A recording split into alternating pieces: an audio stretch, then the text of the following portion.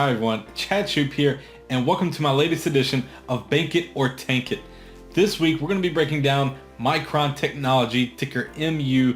That's the stock that we're going to be looking at the fundamentals, the sentiment, and the technicals to figure out if this is a stock that we want to bank on going higher over the next 12 months or it's going to tank and head lower. So before we jump into that though, I just want to give you a chance. Scroll right below my video, click subscribe. If you like the content that I receive, you can hit the like button to let me know. But as we dive into this video today, and if you're new to the channel, just remember that we're looking at this company based really on the numbers. We're going to talk a little bit about what Micron does and how they make money because they're a very interesting company. But when it all boils down, when we look at the fundamentals and the technicals, we're just kind of taking a high level view, looking at some numbers and some quick comps to see how the company fits in the industry. So a big shout out to Cool Dude who left me a comment on the YouTube channel on my last video told me to take a look at Micron Technology. So that's our company that we're going to be breaking down for our Bank It or Tank It today. With Micron Technology, this is a semiconductor stock. They make computer chips that go into all types of devices. We're talking into technology, the 5G technology that's coming up, self-driving cars, VR headsets, and it's not directly in the headset, but it's benefiting from all these trends. So now let's look at the fundamentals for Micron to see how their revenues and net income stack up. Now when we look at the revenues, they're going to be the blue bars on the chart, and the key for that is on the right hand side. And then when we look at the net income, it's the line on the chart, and then the metrics for that are on the left hand side. Now when you look at net income, it starts here just below zero, but then continues to climb in 2017 and 18. 2019, they lost some of their net income. This is the bottom line for their earnings.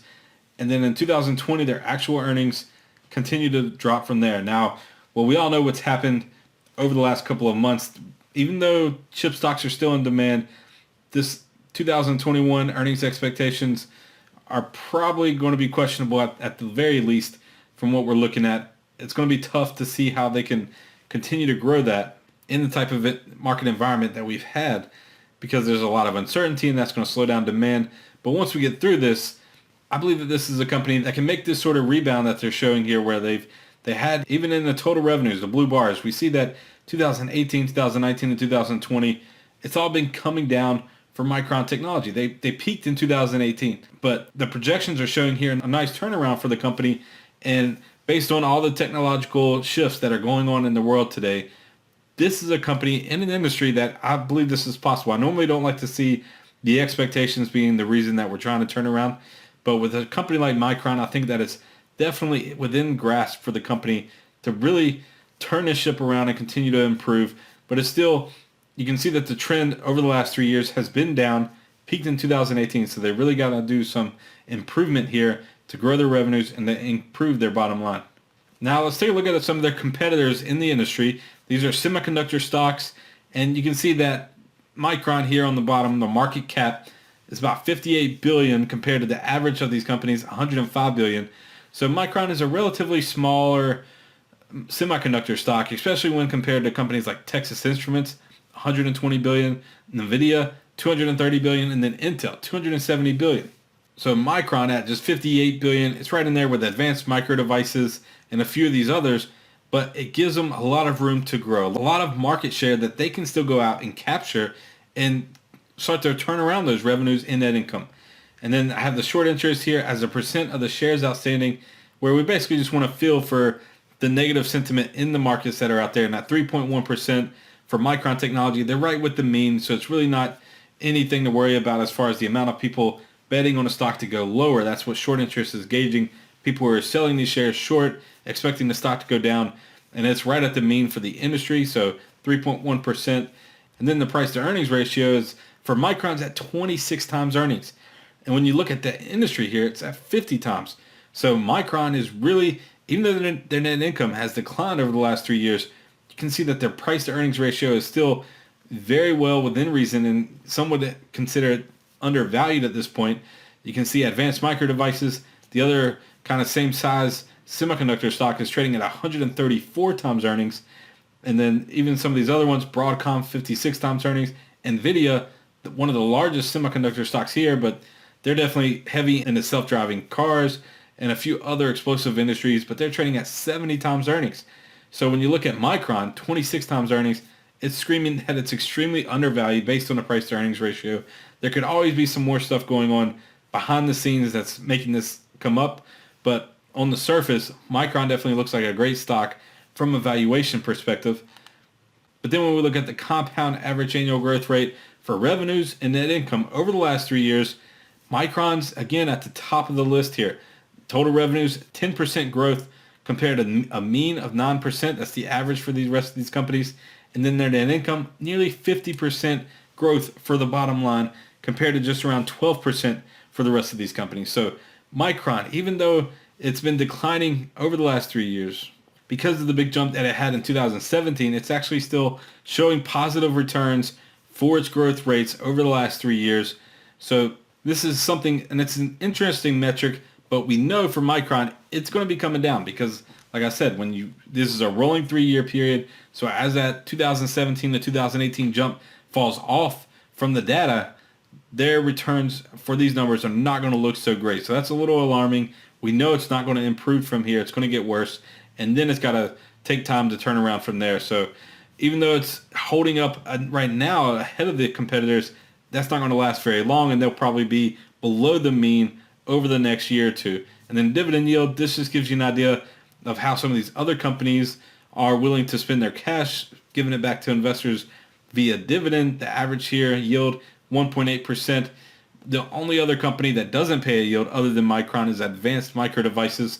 So they're very similar in nature, but some of these other stocks were smaller caps like Microchip, Analog Devices. They still pay out a small dividend. But once you get to the size of like Texas Instruments, those are the large cap stocks that tend to pay out larger dividends, with the exception of Nvidia here, because they're continue to be an explosive growth stock with Nvidia. And Micron, even though they're not paying a dividend, that doesn't concern me at all because they're definitely in the growth phase. And for most companies, when they're in this phase of the cycle, I'd rather them spend their money on more investments and more exposure to the industry so they can continue to grow. So it's not going to hurt the company because they don't have a dividend at this point. Now, I always like to take a look at what the analyst community has rated for the company just to get their take. And here with S&P Capital IQ, we have 32 total analysts covering this stock, and they give it a rating of 1.77.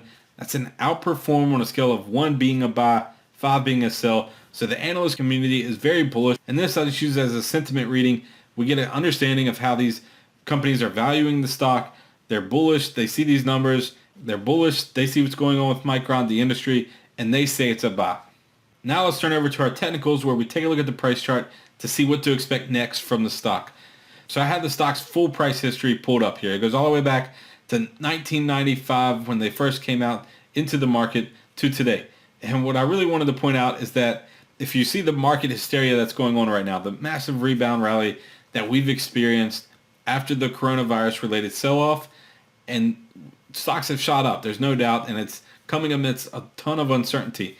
But as far as worrying about whether or not these stocks have, ran their course, been in some extreme bubble, that sort of thing, when you look at this stock, Micron Technology, a major chip stock, semiconductor in these explosive industries, and they're going to continue to benefit, they're going to continue to find sales, and they're going to be growing for years. But when you look back at the dot-com bubble back in the early 2000s, this stock was priced at more than $90 a share and then came collapsing back down.